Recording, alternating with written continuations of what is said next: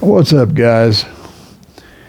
This is just random acts of violence, actually. Had the subwoofer mounted and its cousin, which is already gone. Had one blew, then I put the other one in and it blew on a couple hundred watts of power. Don't put a lot of power on one of these. But before I threw it away, I want to find out how it died and just what's inside. So let's get in here. Let's see what we got. First of all, we got ourselves a stamped steel basket and a very odd speaker. And it just straight up stopped working. I'm going to see if I can peel this surround up. Curious about how this is going to disassemble. Whether or not it's even remotely possible to put a different cone in here or something like that. Just curious. I'm going to take it apart in the least destructive way first and see how that goes, and then we'll get more destructive as we move on. And I can see that the strength of this surround attachment is, well, I don't know whether the glue sucks or whether the material is just really good, but it is definitely coming off in one piece right now.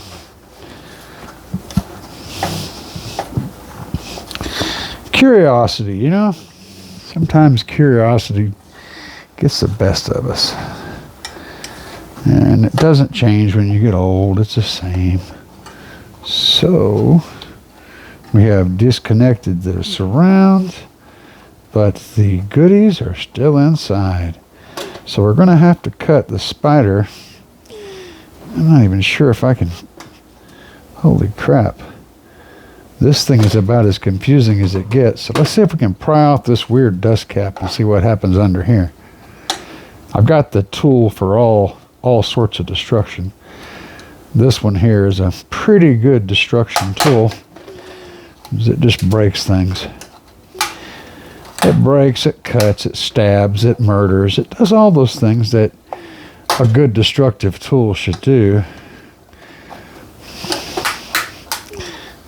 All right, well, we can, I guess we're going to be doing that because it does not want to relinquish whatever this dust cap thing is. Now, it's not your ordinary dust cap, I can tell you that. I'm going to probably cut myself on this before it's all said and done. I think this dust cap is an integral part of the experience. It just is taking the form of a dust cap, but it's really something more.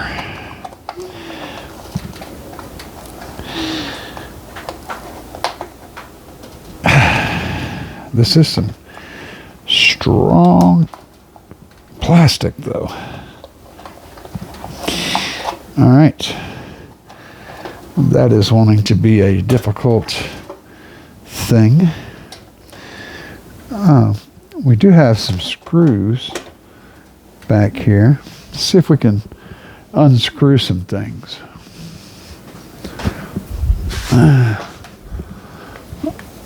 Grab this thing. It makes screws move fast. My actual drill driver is outside, but I got this guy. It'll do the job. Now, what did that do? Ah, that accessed the magnet. So now we have leads going from the post to here. And it looks like we have the little square terminal things there. Yeah, the spider is definitely under this. Oh yeah, you can see it there. Well, you guys may not be able to, but the spider is definitely inside this dust cap, and I think this is the voice coil is pretty big. It's like most of the size of this. It's got a big voice coil. And man, you know, it calls itself an 8-inch speaker, but it's really more like a 5 or a 6, because this is the only part that's actually doing the speaking. Let's grab a all right. So I have a 6.5-inch driver here. Yeah, so that's smaller than a 6.5-inch driver.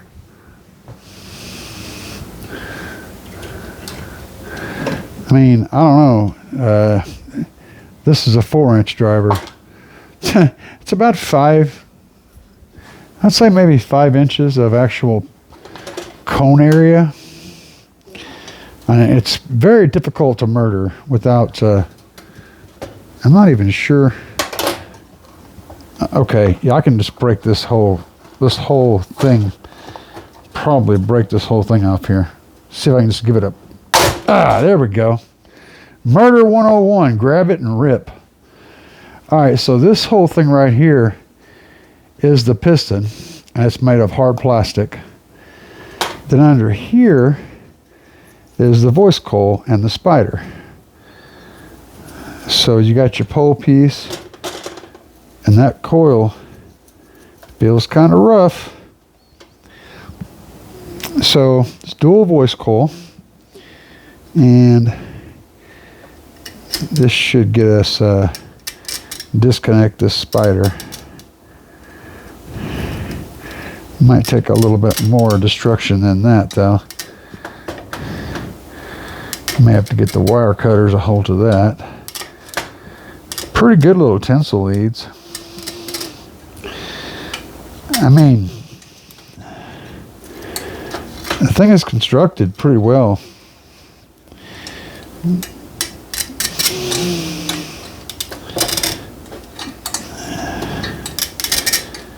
I probably had too much power on them, to be honest. I had a 1,000-watt amp on here, but it was set very, very low. It's probably doing, I don't know, 300 watts, maybe a little more.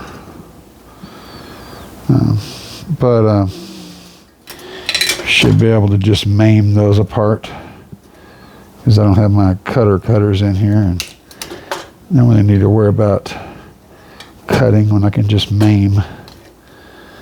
Maiming is fun.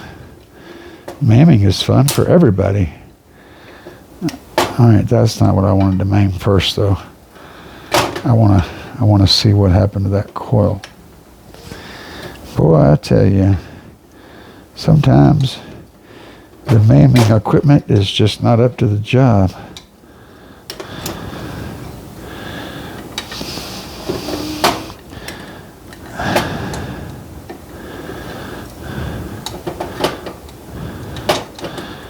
I'd rather maim it on that end as on the coil, because I want to get a look at that.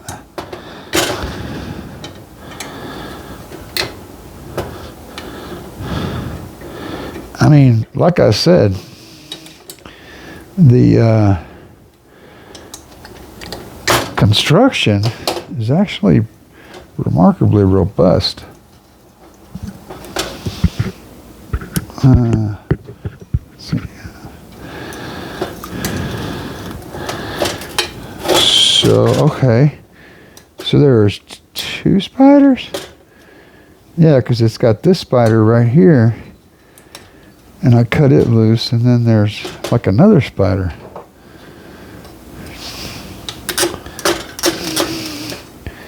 Let's get down in here and relieve this second one. It's definitely a dual spider pack.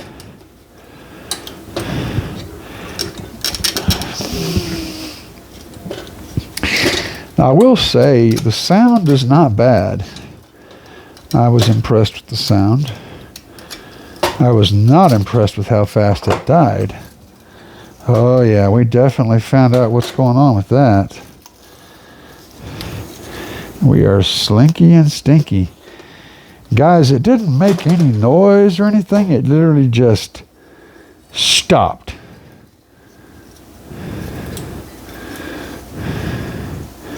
So there's our slinky and stinky coil. All the happy juices cooked off of it, so it made a dead short and shut right on off. But that said, this is still a very interesting woofer. So you see there's 2 layers of the spider. It's a double layer spider pack, and it's got a lot of good glue around here. It was very well stuck, and these terminals actually held on quite nicely. I pulled on them and jerked on them, and it took quite a bit of tearing to break those loose. So they put the time into an effort into making this thing really robust.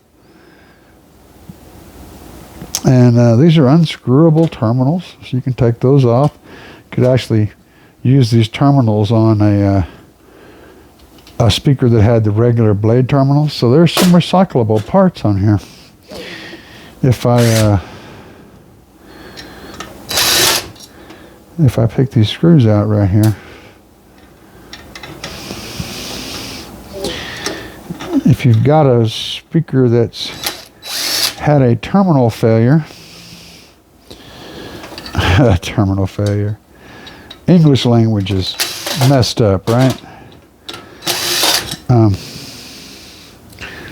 if you've got one that's had a terminal failure, you can pull these guys off of here, these little guys right here, and as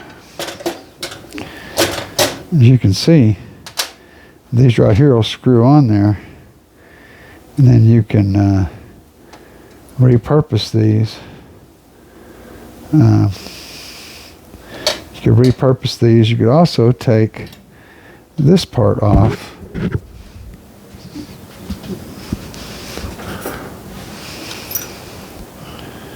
Let's see if I happen to have that handy without having to do too much digging. It's the right shape, the wrong size. That magnet is very strong. I'm just trying to take it out of my hand.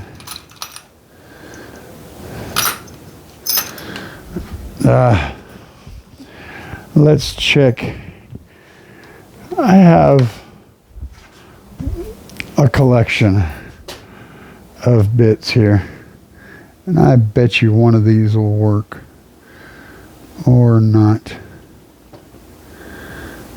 Oh, I'm not sure what that is. My eyes are no good anymore. I don't think it's a square. It might be a square. Whatever it is, it's too small. I have more bits.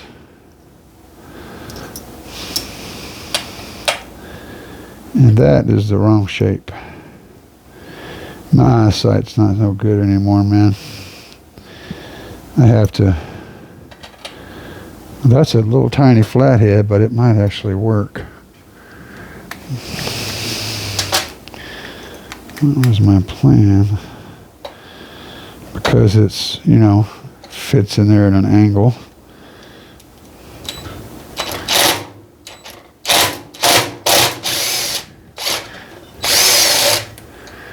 And it just turned. So that's a no-go. It was a nice try, though.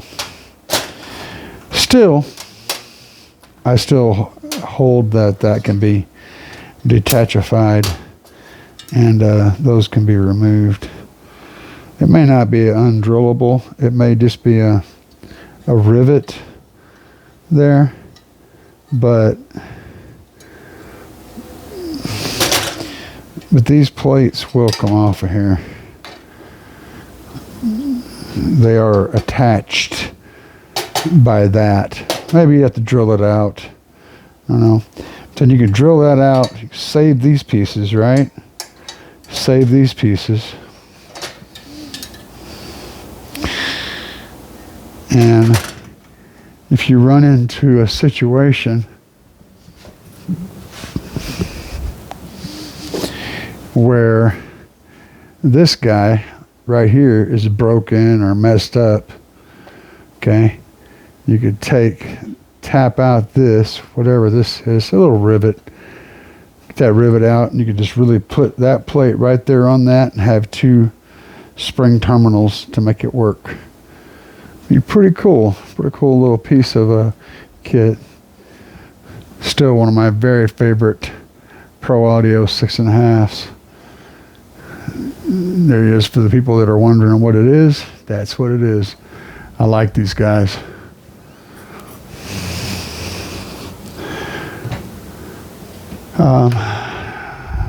But I honestly, right now, I'm liking these more. This is the recoil. The reason is I like the way the other one sounds better than these. Mind you, there's not much difference, but these guys are tougher. They handle power better, and they sound great. Really, really good. And I haven't had one of these blow yet. So, and that machete is actually blown. And I've got another one that needs to come out that's halfway blown. But, so we're going to go back to recoils. A very interesting design, though. In order to get all this stuff flat, they basically just put a cap on the end of the voice coil, made it the dust cap, the cone, and the end of the voice coil.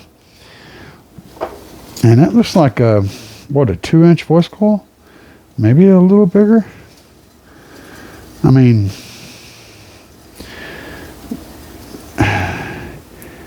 and they had some cooling. They had these little wire holes there, and then they have the pole piece is vented. I don't really know what the purpose in this was besides just aesthetics, you know.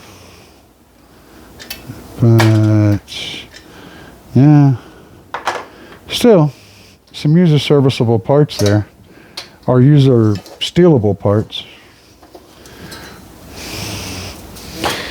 Anyway, found this kind of fun and interesting.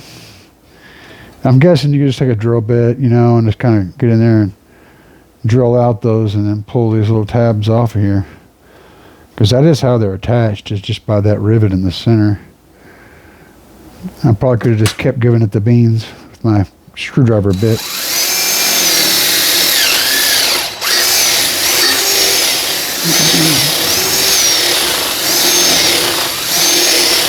This is like totally the wrong tool for the job, but it actually worked. So just to prove my point, there's the plate, and that little plate right there can be put right on another speaker. So I'll be saving those. Let's bore this other one out with a screwdriver bit.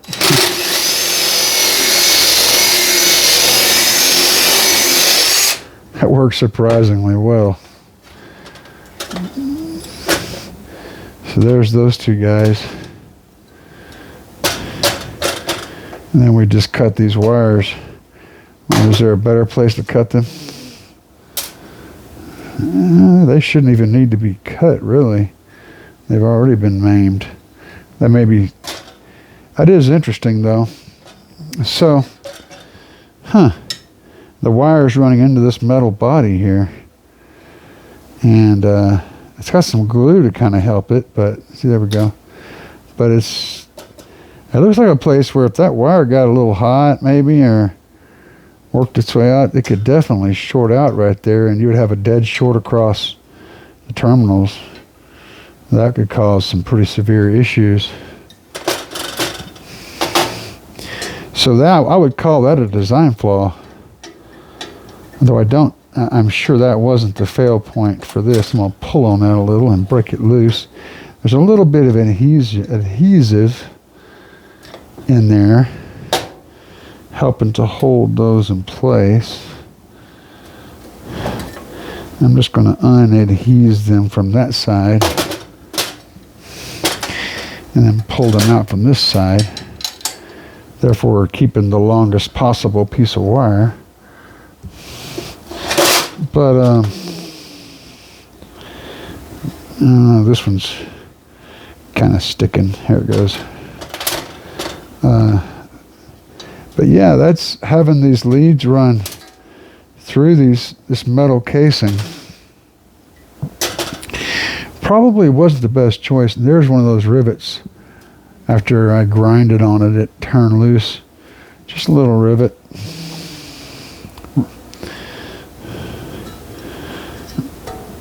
A lot of ferrite. That's a nasty little resonance. Maybe that kills the resonance.